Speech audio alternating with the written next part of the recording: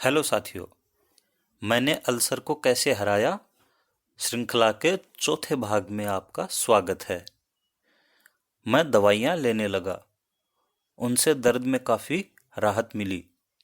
कभी कभार हल्का दर्द महसूस होता, जो कुछ समय बाद ठीक हो जाता। मैंने लेखन बिल्कुल बंद कर दिया था। मेरा लैपटॉप दिन भर बंद पड़ा रहता। उस समय मेरे मन में कई विचार आते थे।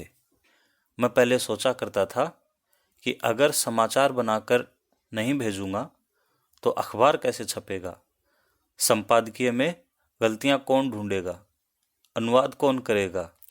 लेकिन सब काम अपने समय पर हो रहे थे। तब मुझे समझ में आया कि मेरे रहने या न रहने से दुनिया को कोई फर्क नहीं पड़ने वाला। जब मैं नहीं था तब भी सब काम हो रहे थे, जब नहीं रहूंगा तब भी सब काम होते रहेंगे।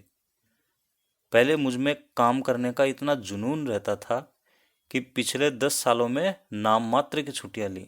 बीच में कुछ साल तो ऐसे आए जब एक भी छुट्टी नहीं ली। रात दिन काम ही काम से शरीर ने जवाब दे दिया।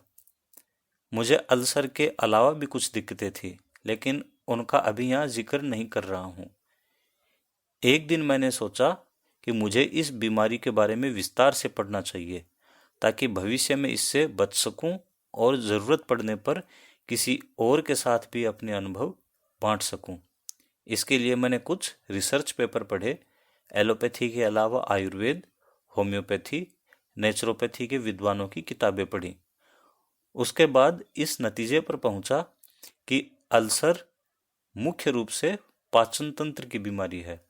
अगर पाचन तंत्र ठीक हो तो इसकी आशंका कम होगी, और अगर हो भी गई तो जल्दी ठीक हो जाएंगे। इसके कई कारण हो सकते हैं, लेकिन दो कारण प्रमुख हैं। या तो आपका खान पान ठीक नहीं है, या आपकी जीवन शैली में गड़बड़ है।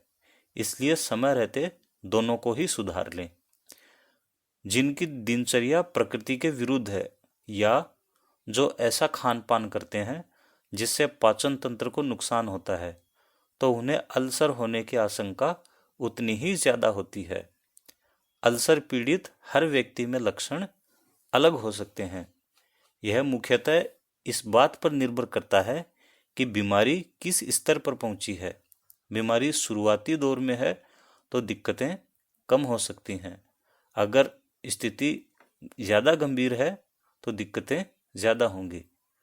मुझे शुरुआत में पेट में दर्द होता था, बहुत तेज जलन होती थी। खाना खाने के बाद कुछ समय तक दर्द कम होता, लेकिन उसके बाद दर्द तेज हो जाता था। मैं पानी भी पीता तो तेज दर्द और जलन का एहसास होता था। फिर उल्टी का मन होता था, इसलिए खाना खाने का मन बिल्कुल नहीं होता था। कई बार ऐसा हुआ कि एक रोटी बहुत मुश्किल से खा सका।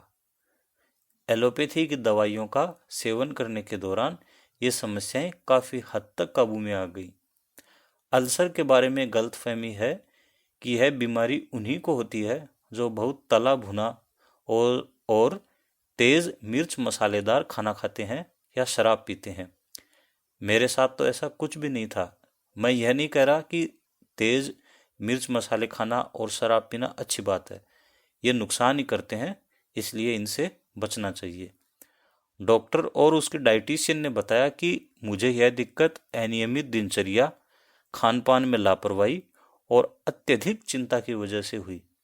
जो लोग समय पर खाना नहीं खाते, शारीरिक परिश्रम नहीं करते, ज़्यादातर समय बैठे रहकर काम करते हैं और बहुत चिंता करते हैं, उन्हें यह बीमारी हो सकती है।